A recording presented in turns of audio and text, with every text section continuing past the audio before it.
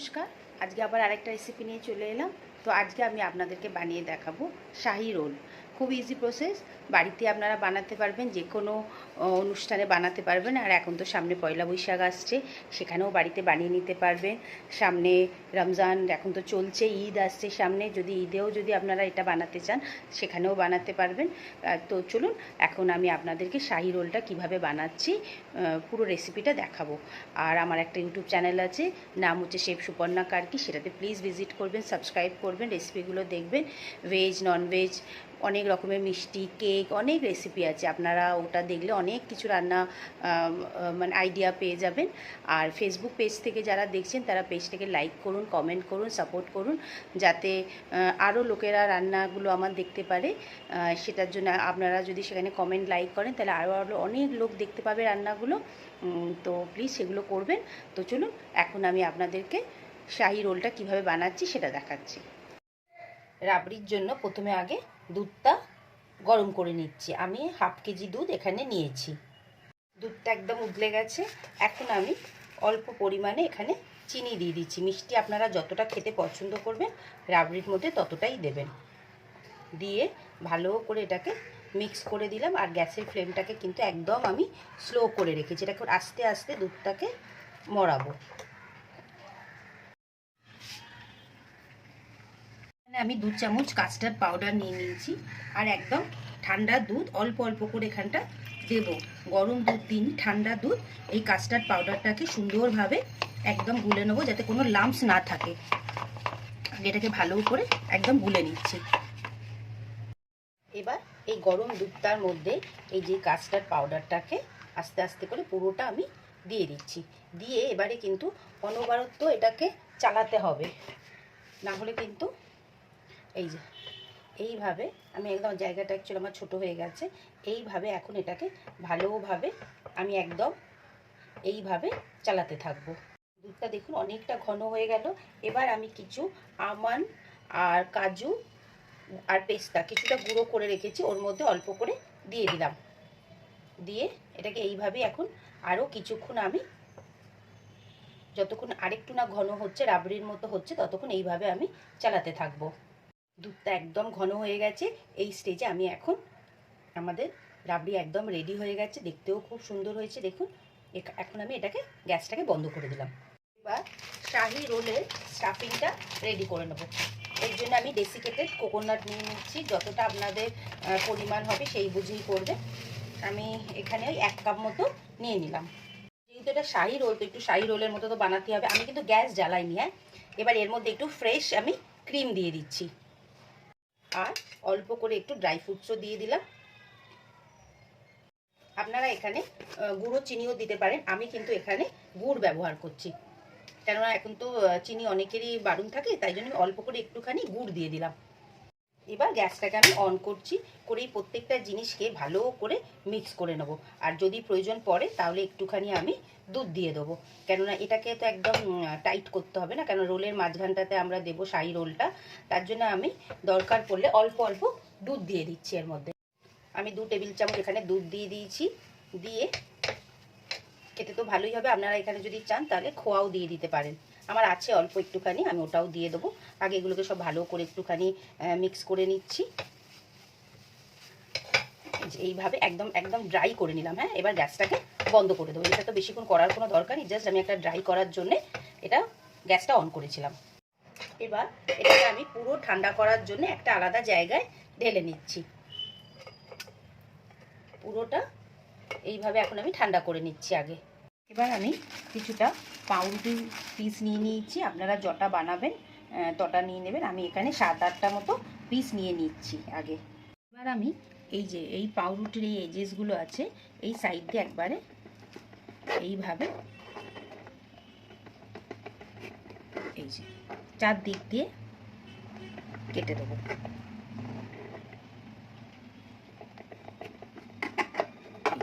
প্রত্যেকটা পাউরুটি এখন আমি এইভাবে সাইডগুলো কেটে নেবো। আর এগুলো ফেলবেন না, এগুলো দিয়ে আপনারা ব্রেড ক্রাম্বস বানিয়ে নেবেন। আমি পাউরুটি পিসগুলোকে চৌকো চৌকো করে এবার কেটে রেডি করে নিয়েছি। এবার একটা পাউরুটিকে এইভাবে পাতলা করে একদম যতটা পাতলা করা যায় সাইড ফাইড সবগুলো এইভাবে আমি আগে পাতলা করে নিলাম। এবারে যে পুরটা বানিয়ে নিয়েছি নারকোলের, সেটাই মাঝখানটাতে দিয়ে দিচ্ছি। এই যে এইভাবে দিয়ে দিলাম, দিয়ে জিনিসটাকে আস্তে করে এই যে এইভাবে চেপে দিলাম। এই যে এইভাবে আমি এখন প্রত্যেকটা এই শাহি রোল আগে বানিয়ে নেব। এবার দেখুন এই যে প্রত্যেকটা রোল আমার রেডি হয়ে গেছে। আপনারা এখানে 2 স্টেজে এখন করতে পারেন। আপনারা এটাকে এখন একটা জায়গার মধ্যে কিছুটা রাবড়ি দিয়ে তার উপর এটাকে প্লেট পরপর পরপর সাজিয়ে তার উপর থেকে রাবড়িটা ঢেলে ফ্রিজে 1 ঘন্টা রেখে তারপরে কেটে কেটে দিতে পারেন। আরেক রকম করতে পারেন, এটাকে এখন হালকা ঘিয়েতে একটা ভাজা, কড়া ভাজবো না, জাস্ট হালকা একটা ভেজে তার উপরে আমি রাবড়িটা দেবো, সেটাতে আরেকটু বেটার টেস্ট হবে। তো দুরকমভাবে আপনারা করতে পারেন। যদি ভাবেন যে না ঘিতে দেবেন না, তাহলে এখনই দুধের রাবড়ির মধ্যে চুবিয়ে এটাকে ফ্রিজে রেখে দিন, কিন্তু আমার মনে হচ্ছে আমি এটাকে একটুখানি ঘিয়ের মধ্যে জাস্ট একটু নাড়াচাড়া করে নেবো। ফ্রাইং প্যানটা বসিয়ে দিয়েছি, দিয়ে আমি ওর মধ্যে অল্প করে একটুখানি জাস্ট ঘি দিয়ে দিচ্ছি, অল্প করে। এটাকে গরম করেছি, এবার আস্তে আস্তে এই যে এইগুলোকে আমি এখন বেশি দেবো না, 2-4টে করে দিয়ে একটু ভাজা ভাজা করে নেবো পাউরুটিগুলোকে, তাতে আর একটু ভালো টেস্ট আসবে, সেই জন্যই আমি এটা করছি। আর গ্যাসের ফ্লেমটাকে বাড়াচ্ছি না, আগে একটুখানি 1 পিঠ হয়ে গেলে তারপরে আরেক পিঠ করে দেবো।